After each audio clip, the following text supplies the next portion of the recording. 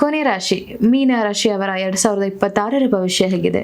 ಮೀನ ರಾಶಿಯವರಿಗೆ ಈ ವರ್ಷ 4ನೇ ಮನೆಯಲ್ಲಿ ಗುರು ಆಗೋದಕ್ಕೋಸ್ಕರವಾಗಿ ಮತ್ತೆ ಜನ್ಮಕಾಲದಲ್ಲಿ ಈಗಿರ್ತಕ್ಕಂಥ ವಿಚಾರ ತೆಗೆದುಕೊಂಡು ಹೋದರೆ ಸಾಡೆ ಸಾತಿ ಕೂಡ ನಡೀತಾ ಇರತಕ್ಕಂಥದ್ದು. ಹಾಗೆ 4ನೇ ಮನೆ ಚತುರ್ಥದಲ್ಲಿ ಗುರು ಆಗೋದಕ್ಕೋಸ್ಕರವಾಗಿ ಪಂಚಮ ಷಷ್ಠ ಮತ್ತು 6ನೇ ಮನೆಯಲ್ಲಿರ್ತಕ್ಕಂಥ ಕೇತುವಿನ ಪ್ರಭಾವದಿಂದಾಗಿ ಏನೋ ಒಂದು ರೀತಿಯಲ್ಲಿ ಹಿತಶತ್ರುಗಳು ನಿಮ್ಮ ಜೊತೆಗೆ ಇರ್ತಾರೆ. ಯಾವುದೋ ಒಂದು ಕೆಲಸ ಮಾಡ್ತೀರಾ, ಏನೇನು ಮಾಡ್ತೀರಾ ಅಂದರೂ ಅಲ್ಲಿ ಯಾರೋ ಒಂದು ರೀತಿಯಲ್ಲಿ ಕೊಕ್ಕೆ ಹಾಕೋರು ಇರ್ತಾರೆ. ನೀವು ಯಾವುದೇ ಕೆಲಸ ಮಾಡ್ತಾಯಿದ್ರು ಕೊಕ್ಕೆ ಹಾಕೋರು ಒಬ್ಬರು ಯಾರು ಇದ್ದೇ ಇರ್ತಾರೆ. ಅದಕ್ಕೋಸ್ಕರವಾಗಿ ಸ್ವಲ್ಪ ಹುಷಾರಾಗಿರೋದ್ರಿಂದ ಎಲ್ಲ ರೀತಿಯಲ್ಲಿ ಒಳ್ಳೆಯದಾಗತ್ತೆ ಅಂತ ಹೇಳಿದ್ರು.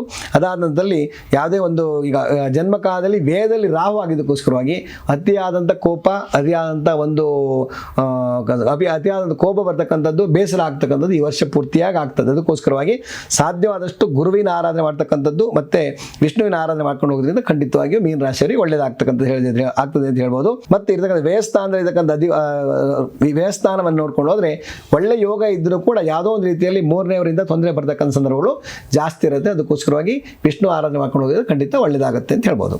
ಮೀನ ರಾಶಿಯವರ ಆರ್ಥಿಕ ಭವಿಷ್ಯ ಹೇಗಿದೆ? ಮಧ್ಯಮವಾಗಿರ್ತಕ್ಕಂಥದ್ದು. ಇರುವಂಥ ಕೆಲಸದಲ್ಲಿ, ಉದ್ಯೋಗದಲ್ಲಿ ಅದೇ ರೀತಿಯಾಗಿ ಒಂದು ಬ್ಯಾಲೆನ್ಸ್ ಆಗಿ ವರ್ಷ ಪೂರ್ತಿಯಾಗಿ ಹೋಗ್ತಕ್ಕಂಥದ್ದಾಗುತ್ತೆ. ಚತುರ್ಥದಲ್ಲಿ 4ನೇ ಮನೆ ಗುರು ಆಗಿದ್ದಕ್ಕೋಸ್ಕರವಾಗಿ, ಮೀನಾಧಿಪತಿಯ ಗುರು ಆಗೋದಕ್ಕೋಸ್ಕರವಾಗಿ 4ನೇ ಮನೆ ಇರ್ತಕ್ಕಂಥ ಗುರು ನಮಗೆ ಅರ್ಧಾಷ್ಟಮ ಅಂತ ಹೇಳ್ತಾರೆ. ಅರ್ಧಾಷ್ಟಮದಲ್ಲಿ ಇರ್ತಕ್ಕಂಥ ಗುರು ಆಗಿದ್ದಕ್ಕೋಸ್ಕರವಾಗಿ ಮಧ್ಯಮ ಫಲವನ್ನು ಕೊಡ್ತಕ್ಕಂಥದ್ದು.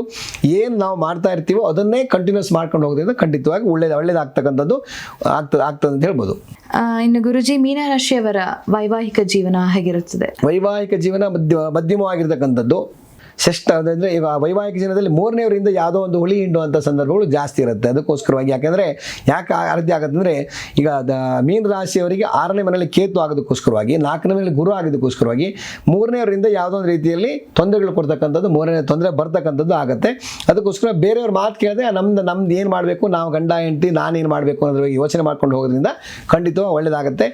ಎಷ್ಟಾಗುತ್ತೋ ಅಷ್ಟು ಸಮಾಧಾನ ಚಿತ್ತರಾಗಿದ್ದರೆ ಒಳ್ಳೆಯದು ಅಂತ ಹೇಳ್ತಕ್ಕಂಥದ್ದು ಹೇಳ್ಬೋದು. ಯಾಕೆಂದರೆ ವೈವಾಹಿಕ ಜೀವನದಲ್ಲಿ ಎಷ್ಟಾಗತ್ತೆ ಅಡ್ಜಸ್ಟ್ ಮಾಡ್ಕೊಂಡು ಹೋಗಿಲ್ಲ ಅಂದ್ರೆ ಜೀವನನೇ ಅಲ್ಲ ಅದು. ಅದರಲ್ಲಿ ಈ ವರ್ಷದಲ್ಲಿ ಮೀನ ರಾಶಿಯವರಿಗೆ ಎಲ್ಲದೂ ಕೂಡ ಅಡ್ಜಸ್ಟ್ ಮಾಡ್ಕೊಂಡು ಹೋಗೋದೇ ಕಥೆ ಆಗ್ಬಿಡುತ್ತೆ. ಯಾಕೆಂದರೆ ಸಂಪೂರ್ಣವಾಗಿ ಗ್ರಹಗಳು ಸಪೋರ್ಟ್ ಆಗೋದಿಲ್ಲ. ಯಾಕೆಂದರೆ ಜನ್ಮಕಾಲದಲ್ಲಿ 4ನೇ ಮೇಲೆ ಇರತಕ್ಕಂಥ ಗುರು 6ನೇ ಮೇಲೆ ಇರತಕ್ಕಂಥ ಕೇತು ಆಗಿದ್ದಕ್ಕೋಸ್ಕರವಾಗಿ ಸಮಾಧಾನ ಇಲ್ಲೇ ಇರತಕ್ಕಂಥದ್ದು, ಆ ವರ್ಷದ ಪ್ರಾರಂಭದ ಆಧಾರ ಆಗೋದಕ್ಕೋಸ್ಕರವಾಗಿ ಸಮಾಧಾನ ಇಲ್ಲೇ ಇರತಕ್ಕಂತೆ.